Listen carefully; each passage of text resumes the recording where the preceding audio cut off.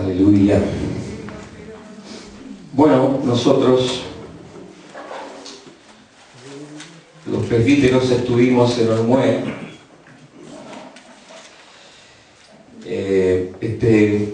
estos días, lunes, martes y miércoles, en la reunión anual de los pastores y encargados de obra que están en las comunidades cristianas en Chile. Así que hoy día, en esta mañana, voy a compartirles un resumen de lo que está ocurriendo en términos de misión y de visión de las comunidades cristianas en Chile. Nosotros no somos una comunidad aislada, ¿no es cierto?, sino estamos en relación de un movimiento que entendemos claramente el Señor está respaldando. Que el Señor tiene intención de mover justamente hacia una dirección. Y por eso quiero compartir un resumen hoy día, y nosotros vamos a estar muy probablemente por bastante tiempo haciendo hincapié en esta visión de lo que hay que hacer. ¿Qué es lo que el Señor está diciendo para este movimiento? Y tenemos la convicción de que no solo es para este movimiento, sino que está Él moviendo su iglesia en esta dirección que vamos a compartir ahora.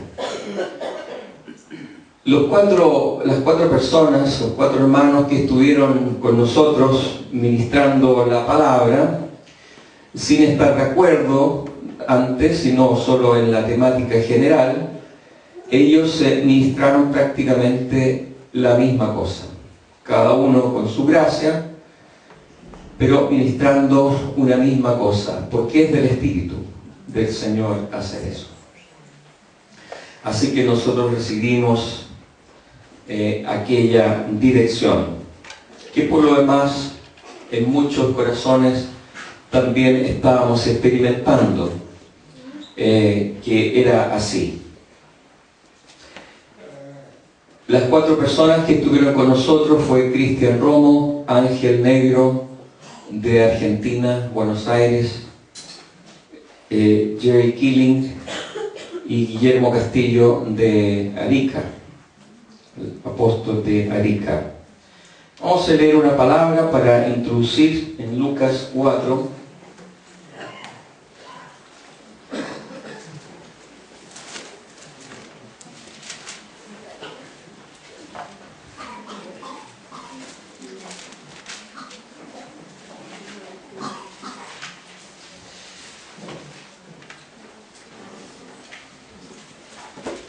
Lucas 4, cuando el Señor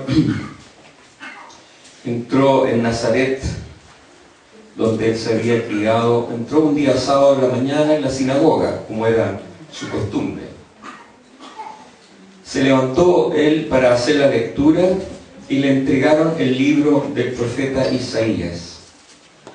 Y al desenrollarlo, encontró el lugar donde está escrito: el Espíritu del Señor está sobre mí, por cuanto me ha ungido para anunciar buenas nuevas a los pobres. Me ha enviado a proclamar libertad a los cautivos y dar vista a los ciegos, a poner en libertad a los oprimidos, a pregonar el año del favor del Señor. Luego Jesús enrolló el libro, se lo devolvió al ayudante y se sentó. Todos los que estaban en la sinagoga lo miraron a él detenidamente, y él comenzó a hablarles y les dijo: hoy se cumple esta escritura en presencia de ustedes. Es decir, Jesús estaba diciendo que esta palabra de Isaías se estaba cumpliendo en él. El Espíritu del Señor está sobre mí, dijo Jesús. por cuanto me ha ungido para anunciar buenas nuevas a los pobres, me ha enviado a proclamar libertad a los cautivos y dar vista a los ciegos, a poner en libertad a los oprimidos, a pregonar el año del favor del Señor para con la humanidad. La iglesia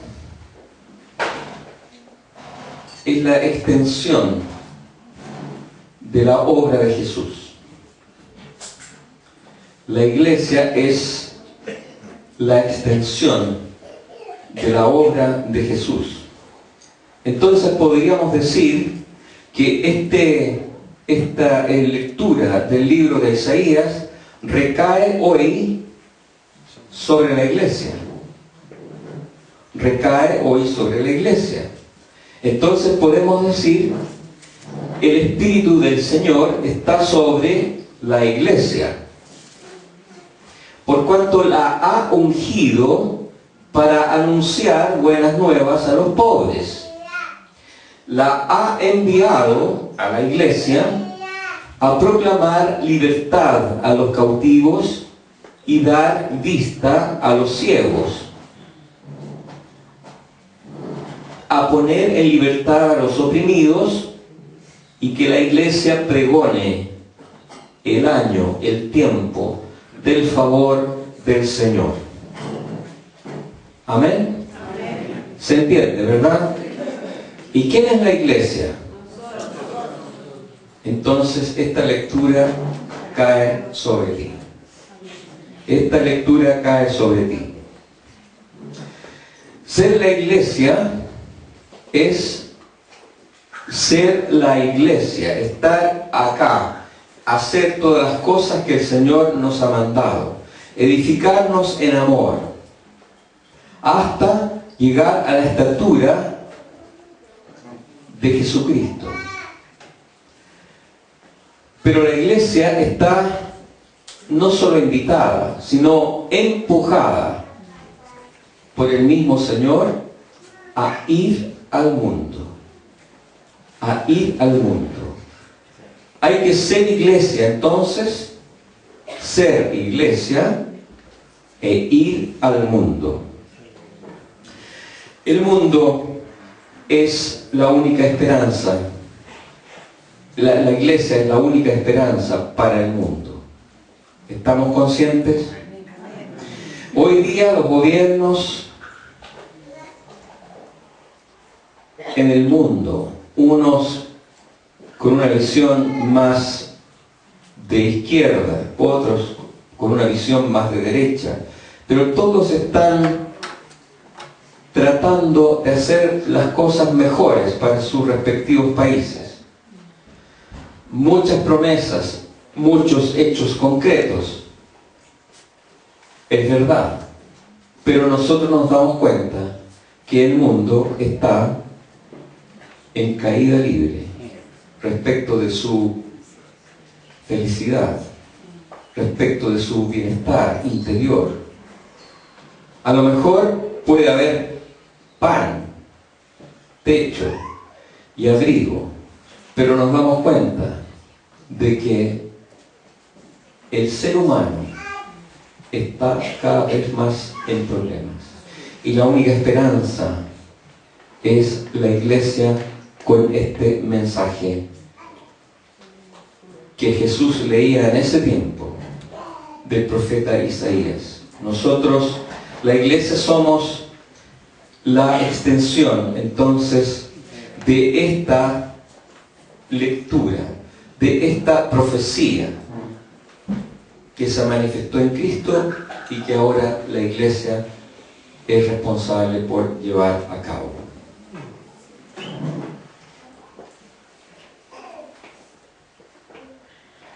Nosotros estamos hablando entonces de salir al mundo, a anunciar las buenas nuevas. O sea, lo que se ha dicho, hay que salir a evangelizar, que eso significa las buenas nuevas, ¿cierto? Y una cosa que puede ser muy sanadora, queridos hermanos, hermanas, es que nosotros tenemos que tener una mentalidad de siembra, no de cosecha. Quisiera detenerme unos segundos en esto que nos explicaba especialmente Jerry, porque nosotros tenemos una cierta frustración, o alguno de ustedes puede haber experimentado una cierta frustración al respecto. Yo personalmente lo experimenté alguna vez hasta que entendí lo que voy a tratar de explicar. Desde que yo comencé a tener conciencia de ser parte de la iglesia, cuando tenía por ahí por 9, 10 años, yo me bauticé a los 14 años. Pero ya desde antes, estando en un colegio bautista, religioso, yo tenía la conciencia de que yo era parte de la iglesia. Y yo me acuerdo que el mensaje siempre era: habla de Jesús. Habla de Jesús. Y yo intentaba hablar de Jesús. A los primeros que quería hablarles de Jesús era a los que tenía más cerca. Y eso eran mis padres. Pero mis padres me escuchaban, siendo ellos de un contexto católico, pero no pasaba lo que yo suponía que tenía que pasar. Yo suponía que ellos tendrían que abrirse a lo que yo les podía decir y que acto seguido tendríamos que ir juntos a la iglesia. Pero eso no ocurría nunca. No ocurría. Y para mí era una cosa muy frustrante. Aparte que tenía un miedo terrible de que mis padres se fueran a morir y no conocieran al Señor. Así que yo en mi niñez y después de adolescencia rogaba al Señor por ellos, pero no pasaba nada. Un día hablando, quizás queriendo tener un recurso ya último, entonces yo le hablé a mi papá, me acuerdo, del amor de Dios. Y él me escuchó y conversábamos, pero él de repente me dijo algo sobre, me dijo, es verdad que el Señor tiene caridad por todos. Cuando dijo que tiene caridad por todos, a mí me quedó absolutamente grande la palabra caridad y me frustré más todavía porque parece que el idioma que yo quería hablar, no. Después con los años me di cuenta que caridad era amor, pero él usó una palabra más culta seguramente que la que yo le estaba diciendo. Me frustró eso. Y quiero decirles que mis papás en ese momento deben haber tenido, no sé, 35, 40 años tal vez, por ahí. Y ellos llegaron a bautizarse a los 74 años. O sea, lo que yo comencé a sembrar vino a dar fruto, tal vez con el riego de muchas otras personas,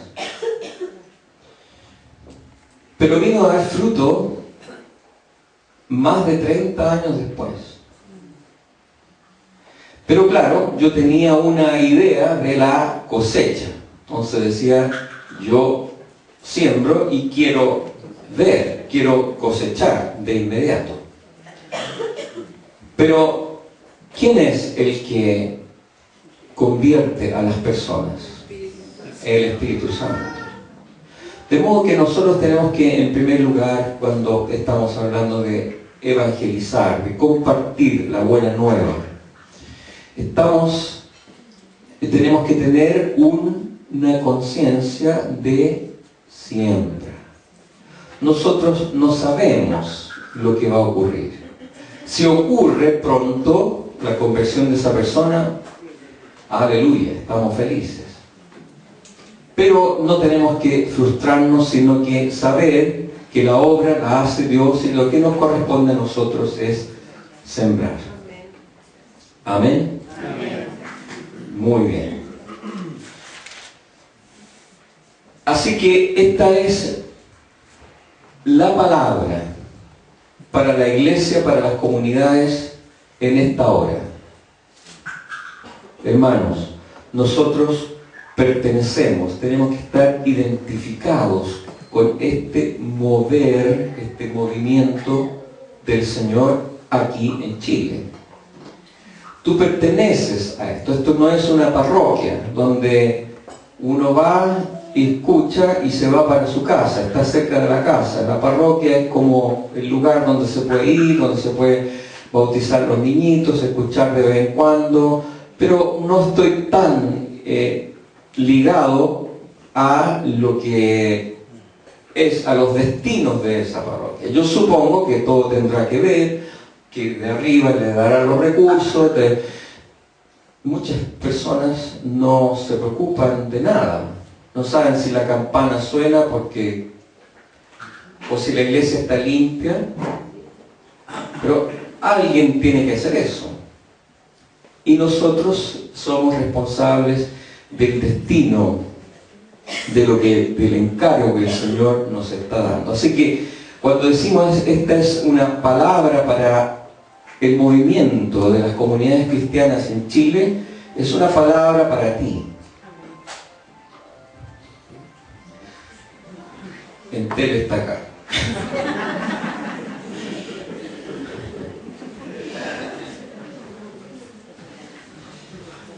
Bien, nos decía Ángel Negro que hay un elemento de fe en esto. Hay un elemento de fe. Yo pido al Espíritu Santo, que es el que genera en nosotros fe por muchos canales, nos haga creer en esta palabra, que es palabra de Dios y que nosotros tenemos que ponerla en función, en marcha. Tú tienes que ponerla en funcionamiento, en marcha. Hay que hacer esto porque esto es estar soplado por Dios. Esto es lo que Dios quiere. Así que hay que tener fe, creer que se puede hacer la obra y que esta obra va a tener resultados. Va a tener resultados. Ahora,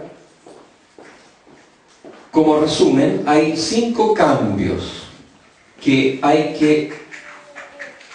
tenemos que hacer en nosotros. Hay 5 cambios.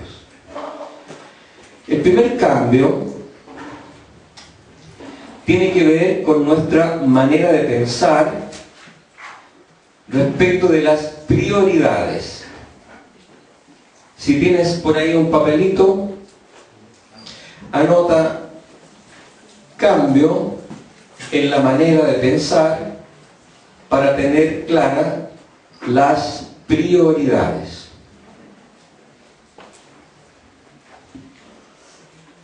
Nosotros, por una cuestión cultural, por una influencia de la sociedad, a veces nosotros, se dice así un poquito jocosamente, pero creo que es verdad, que uno se sienta frente a la televisión a ver los avisos comerciales y entre medio un poquito de una película. Claro que ellos nos quieren hacer pensar de que vamos a ver una película o algo así y entre medio van los avisos comerciales.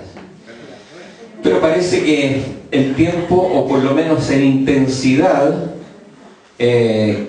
los avisos comerciales son potentes.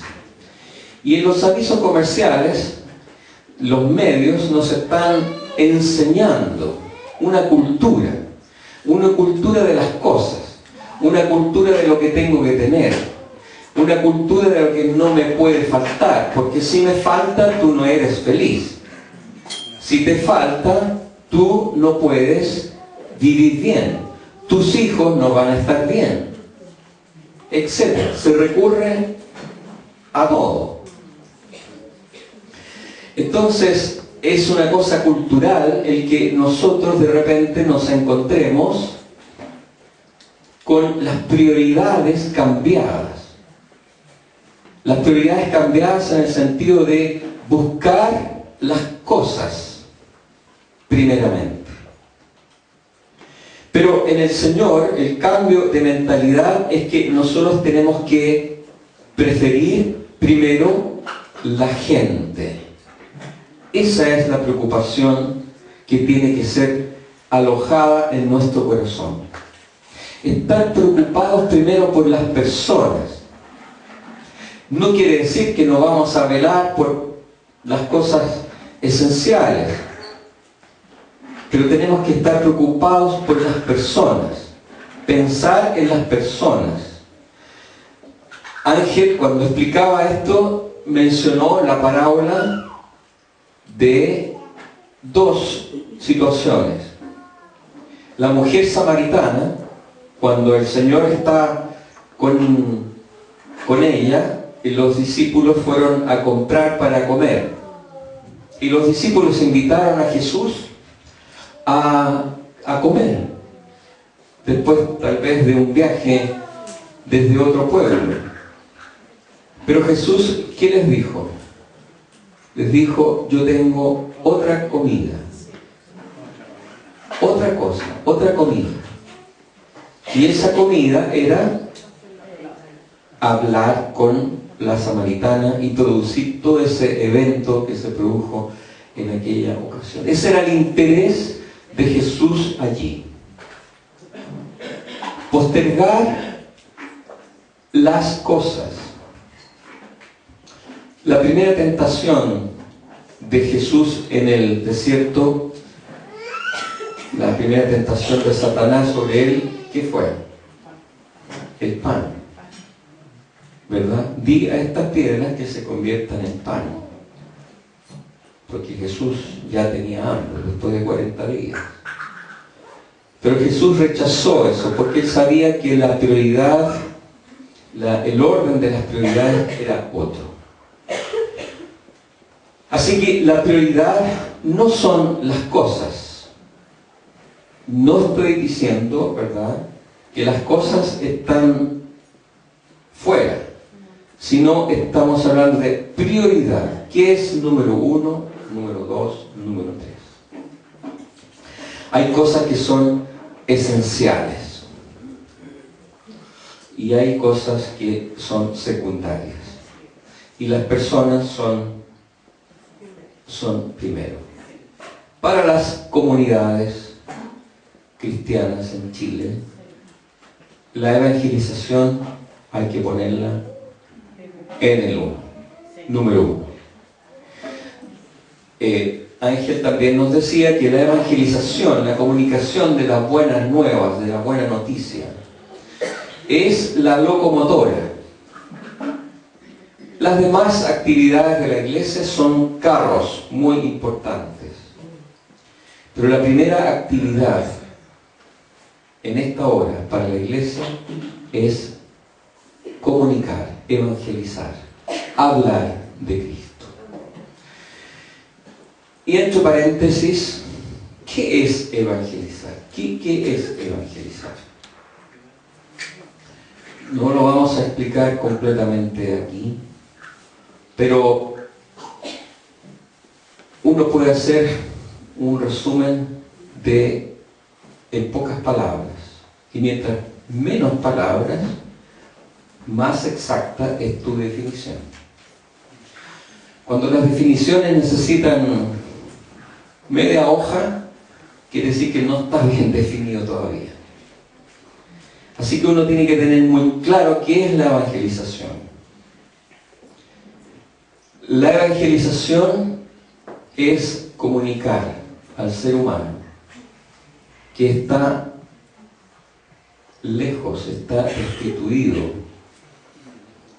de la comunión con Dios, y que Jesús vino para restaurar esa comunión. Y si no restaura esa comunión, se va a ir al infierno. Punto. Esa es la buena noticia. La buena noticia es que tú estás en problemas, pero Dios te ama y envió a Jesucristo para salvarte de ese problema, y que si no tomas esa palabra te vas a ir al infierno, pero que si la tomas vas a estar eternamente con el Señor. Y de ahí podemos hablar muchísimo de la buena noticia, del amor de Dios, etc. Pero la centralidad de aquello. Así que un cambio de mentalidad, un cambio de pensar respecto a las prioridades. Tenemos que pensar en las personas, en la gente, antes que en las cosas. El segundo cambio tiene que ver con el cambio en la oración. No cabe ninguna duda de que tenemos que orar más. Hay que orar más. No sé cuánto oras tú. Yo sé cuánto oro yo. Y queda claro que hay que orar más. Siempre más. Siempre más. Pero el cambio que tenemos que hacer respecto de la oración, junto con orar más, es en el contenido de la oración. Así que si quieres anotar en tu hojita, el cambio número 2 es cambio en el contenido de la oración. Nosotros oramos por muchas cosas. Y yo me di cuenta hace un tiempo atrás, por las enseñanzas y también por el Espíritu, que mi oración a menudo era muy centrada en las cosas que yo necesitaba, o las cosas por las cuales yo tenía mejores sentimientos. Entonces yo movía mi oración en esos términos. A veces estaba orando, no estoy diciendo que oraba solo por mí, pero por las cosas que a mí me interesaban respecto de mí. Cosas que al final terminaban bendiciéndome a mí. Pero el contenido de la oración tiene que ver con la evangelización. Cambiar el contenido de lo que oramos. Orar para que tengamos oportunidades de comunicar. Señor, yo quiero que en mi trabajo se dé, ojalá, la mejor oportunidad para hablar de Jesús. Es curioso, a mí me ha pasado en que yo a veces tengo toda la intención de hablar, y sé que a una persona vendría bien hablar del Señor, como que me pareció escucharle una frase y yo quisiera agarrarme de esa frase para hablar una segunda oportunidad y hablar de Jesús, y me doy cuenta de repente que el momento se va, no está. Hay una persona concretamente en el hospital que cuánto me encantaría hablar con ella, pero me doy cuenta que de repente no sé cómo, pero uno dice, pero ¿cómo en 12 horas no va a haber un momento? No hay. Se va. Y hay que orar al Señor por las oportunidades para comunicar, para que podamos hablar del Señor. Orar por los inconversos. En esto lo hemos conversado otras veces. Quiero animarlos, hermanas, hermanos, de nuevo, a tener en mente, claro, los inconversos como esa cantidad de gente que no conoce al Señor. Pero nosotros tenemos que aterrizar en nuestra realidad esos inconversos. Esos inconversos tienen nombre y apellido y están cerca de ti. Están cerca de ti. Se llaman mamá, papá, se llama Pedrito, Juanito, Inés, Elizabeth. Los que están al lado en nuestros trabajos tienen nombre y apellido. Y tenemos que orar por ellos. Orar, orar, orar, orar. Interceder. Sabemos que todos los que estamos aquí somos el fruto de la oración de alguien. Alguien oró por ti. Alguien oró por mí. Para que yo recibiera la palabra, para que el Espíritu tocara mi corazón y yo creyera en Jesucristo. Alguien lo hizo. No sé quién lo hizo. El Señor me mostrará quién lo hizo cuando esté en su presencia. Para darle un gran abrazo.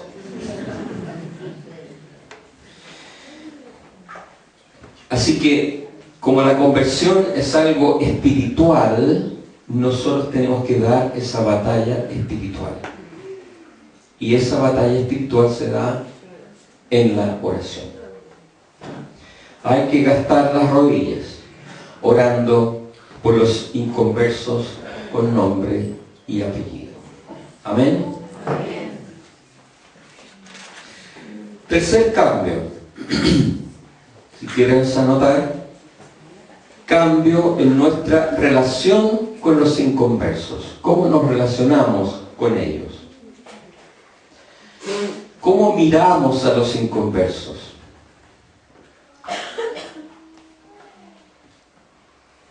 Como decía Ángel, los miramos como una manada de pecadores.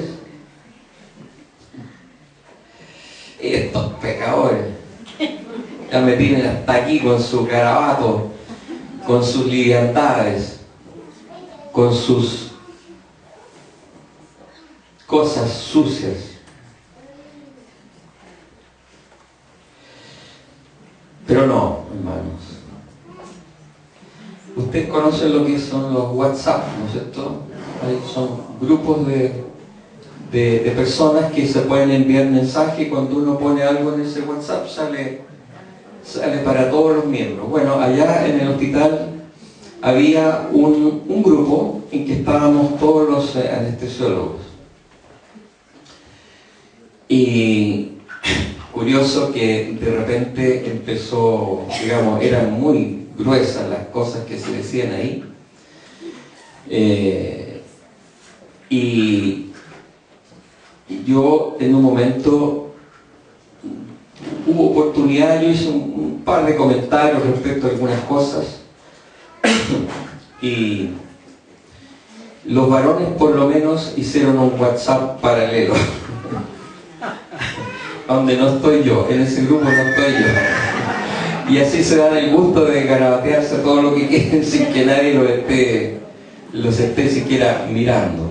Así que ese grupo original sirve para invitar al almuerzo, para llamar a si alguien tiene que ir a algún pabellón, etc. Como que bajó su tonalidad. Yo digo, amén, por lo menos pasó eso.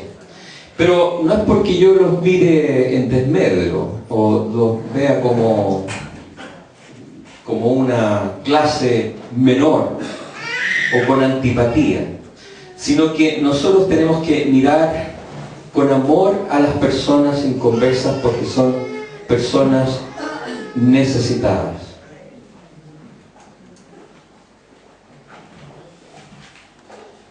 Parece que pasa algo. Bueno, yo tengo aquí me acuerdo del caso de una hermana que fue la primera persona con quien yo hablé en el hospital hace unos 30 años atrás, 29 años atrás. Esa era una persona era una auxiliar de enfermería con la cual yo trabajaba en anestesia, y que era, pero era fregadísima, era una persona pero terrible, era muy dura, era difícil relacionarse con ella. Pero yo sembré ahí, hablé del Señor, y curiosamente yo ahí estaba recién en mis primeros meses de separación. Así que yo, la verdad es que yo no valía, pero como dicen por ahí, ni un pucho. Uy, yo estaba pero tristísimo. Pero en esa misma tristeza le hablé del Señor a ella, del Señor que yo estaba clamando para que me atendiera en mi dolor. Y le hablé a ella. Y curioso, se convirtió. Aleluya. Esa hermana tuvo un vuelco en su manera de ser, pero impresionante. Y hoy día está ella viviendo en el sur, y ella está moviendo allá la iglesia, moviendo en términos de batalla espiritual. Se mueve en la oración. Hay grupos de oración que ella está liderando para sanidad, para liberación, para intercesión por la iglesia. O sea, es un motor. Pero yo no sabía que eso iba a pasar. Yo lo único que estaba haciendo era compartir de lo que estaba pasando, porque el Señor hace la obra.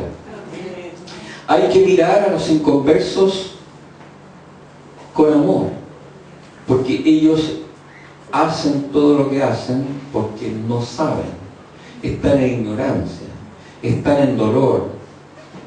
Hay que mirarlos con amor. Atención, una portada de un diario, no sé cuál diario, creo que eran las últimas noticias.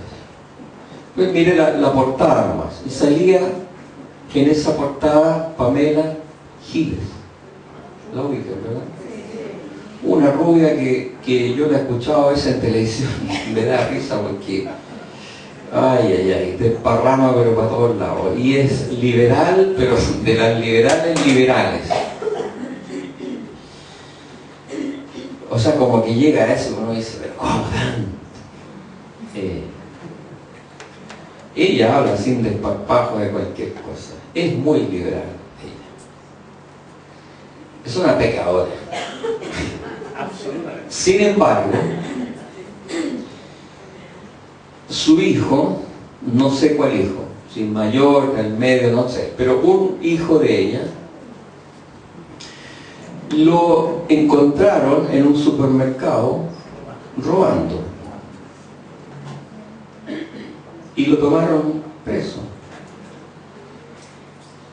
Y la frase que salía en la portada de donde salía la Pamela, ella decía: siento que lo quiero más que antes. Y llamó la atención. Ella, que es una persona que no conoce al Señor, su hijo, que había cometido ese delito, ese error, esa cosa fea, robar, probablemente ni lo necesitaba, pero él robó. Y ella, con un corazón de mamá, en vez de decir: este niñito que me da tantos problemas, toda la vida me ha dado problemas, etcétera, etcétera, su comentario que aparece en el diario es: siento que lo quiero más que antes. Porque así es el corazón de las mamás, es un amor genuino. Que el Señor genere en nosotros este cambio de mentalidad por los que no conocen al Señor. Así éramos nosotros antes. Quizás ahora, por la obra del Señor, somos un poco mejor. Así que hay que tener un cambio de mentalidad en nuestra relación con los inconversos. Saber que ellos son así porque están necesitados y nosotros tenemos lo que ellos necesitan. Amén. Así que hay que mirar a todos con ojos de compasión, no de juicio. El cuarto cambio que se nos propone, si quieres anotar, es cambio en el uso del tiempo. Cambio en el uso del tiempo. Todos tenemos 24 horas, decía Ángel. Todos tenemos 24 horas. Lo que pasa es que hay que organizar el tiempo para darle cabida a la evangelización. Hay que darle cabida, hay que proponerse. Por eso es un cambio de mentalidad, es una decisión que nosotros tenemos que tener. Darle cabida a la posibilidad de comunicar. Organizar el tiempo. En la iglesia, de repente, parece que unos pocos están haciendo mucho. Y los muchos están haciendo poco o nada. Hay que compensar eso. Todos tenemos que involucrarnos. Y es cuestión de, entonces, ordenar, distribuir bien nuestro tiempo. Es una decisión. Hay que tener tiempo para visitar a los enfermos. ¿Cuándo vamos a visitar a los enfermos? Hay que organizar el tiempo. Nunca nos va a sobrar el tiempo. Y a veces cuando nos sobra un poquito de tiempo decimos, esta es la mejor ocasión para echar un tutito.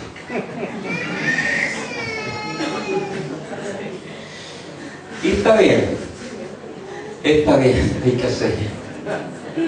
Pero hay que organizar el tiempo para visitar enfermos, para visitar a los necesitados, para visitar a ese que estamos pensando hablarle del Señor.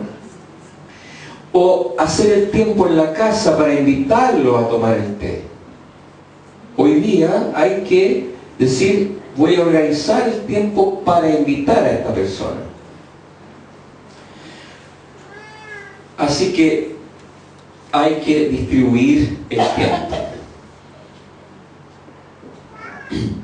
A veces, nos decían nuestros apóstoles, a veces nosotros estamos más preocupados por las cosas que ocurren dentro de la iglesia. Estamos afanados por las cosas que ocurren dentro de la iglesia. Y está bien. La edificación, el retiro, esto, lo otro, hay que hacerlo. Pero en esta visión hay que incorporar un ordenamiento del tiempo, dar cabida a la evangelización, a la posibilidad de comunicar. Y el quinto cambio que tenemos que tener como mentalidad es un cambio en nuestra relación con el Espíritu Santo. Nosotros, siendo una comunidad carismática, las comunidades cristianas en Chile, podemos decir que son comunidades carismáticas, es decir, estamos abiertos a la operación del Espíritu Santo en los dones, en los carismas, en lo que Él quiere hacer en la iglesia a través de cada uno de la iglesia. Para que esas cosas ocurran, la palabra profética, las lenguas, la interpretación de lenguas, dones de administración, dones de todos los demás dones, de sanidades, de enseñar, etcétera, etcétera, ¿cómo vienen? Mediante una relación con el Espíritu. Si no hay relación con el Espíritu, si no hay comunión con el Espíritu, aquellas cosas pueden dársenos, pero están allí alojadas como potencialidades, no están manifestándose. La manera en que los carismas, los dones del Espíritu se van a manifestar son en la medida que estemos con el Espíritu Santo. se nos decía que los esposos, cuando llevan mucho tiempo, llegan a parecerse el uno con el otro. Mis padres que llevan 60 años juntos, o más, se parecen re harto. Uno escucha a uno y es casi lo mismo que dice el otro. Como que están de acuerdo. Uno más o menos sabe lo que piensa el uno o el otro. ¿Y por qué ha sido eso? Porque han estado, como decía Ángel, rozándose uno con el otro más de 50 años. Es por eso. Eso no cayó así nomás. Eso no se formó así nomás, sino que eso se formó por una relación. Por una relación. Así que hay que intensificar la conversación íntima con el Espíritu Santo para que nosotros podamos ser más sensibles. Ser más sensibles. Nosotros, en la yema de los dedos, tenemos más sensibilidad que en el codo. De hecho, si quieres, llegas a tu casa y te puedes apretar el codo, si quieres, con una pinza. Y no te va a doler. Pero no te aprietes la yema del dedo, porque con un poquito te va a doler. ¿Y por qué? Porque hay más receptores del dolor ahí, más sensible. O sea, apenas uno toca, siente. Pero el codo, yo casi no siento. Tendré que estar un buen rato o cargarme fuerte para sentir. Esa es la sensibilidad. ¿No es cierto? Decimos que aquí, cerca de la cara, tenemos más sensibilidad. A las guaguitas, ¿no es cierto?, cuando están recién nacidas o incluso un par de meses después, tú puedes tocarle pero apenas la mejilla, apenas, y la guagua empieza al tiro. Así, es un reflejo, producto de su sensibilidad. Tenemos que cultivar esa sensibilidad con el Espíritu. Con el Espíritu Santo, que apenas el Espíritu sople, nosotros estamos sintiendo, nosotros ya, es el Espíritu del Señor.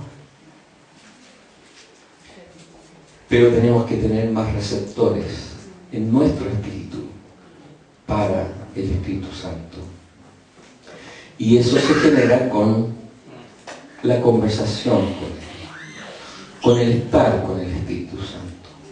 Amén. Amén. Entonces así nosotros vamos a ser más sensibles a la voz del Espíritu para saber lo que esa persona, ese inconverso, necesita. ¿Cómo sé yo cuál palabra exacta darle de repente? Sobre cómo llegar, cómo tocarlo, cómo hacerle saber que yo le amo, que yo estoy en buena onda con ella, que no estoy haciendo un juicio, sino que me estoy acercando porque tengo afecto, porque estoy bien con ella, no le estoy condenando. ¿Cómo se sabe qué hablar, qué decir? Porque el Espíritu Santo te va a decir. El Espíritu Santo te va a decir, te va a dar la gracia para decir la palabra correcta. Así que ese cambio, el quinto cambio, es el cambio en nuestra relación con el Espíritu Santo. Muy bien. Lucas 4, que leíamos, recae sobre nosotros. Recae sobre ti, recae sobre mí. Vamos a estar en esto, en la evangelización. Vamos a estar orando, hermanos. Hay que rogar al Señor para que cada uno de nosotros traigamos al menos una persona a Jesús. Amén. Así que hay que orar. ¿Desde cuándo? Desde ahora. O si ya lo estamos haciendo, seguir, sembrar, volver, orar, regar, hasta que ocurra el milagro de la conversión. Aleluya. Dios se va a glorificar, se va a agradar con esa tarea con nosotros. Aleluya. Padre, te damos muchísimas gracias, porque tú operaste en nosotros la conversión. Señor, tú nos mostraste a Cristo como el Hijo unigénito que bajó a estar entre nosotros, que murió por nosotros para redimirnos de nuestros pecados, para limpiarnos de nuestros pecados delante de ti y para que volviéramos a tener comunión contigo. Cuán bien nos ha hecho esta comunión contigo.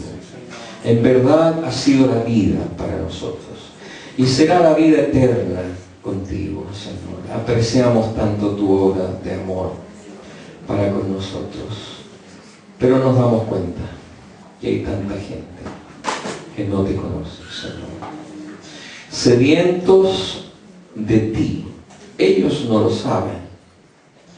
Ellos están buscando agua en pozos naturales. Ellos están buscando soluciones en las cosas que tienen a su alrededor, pero es porque no te conocen, Señor. Pero nosotros te conocemos. Yo pido, Padre, que tú nos capacites, que tú nos animes, que podamos cambiar nuestro corazón, nuestra manera de pensar en todas estas cosas, para hacer la obra que tú quieres, Señor. En el nombre de Jesús. En el nombre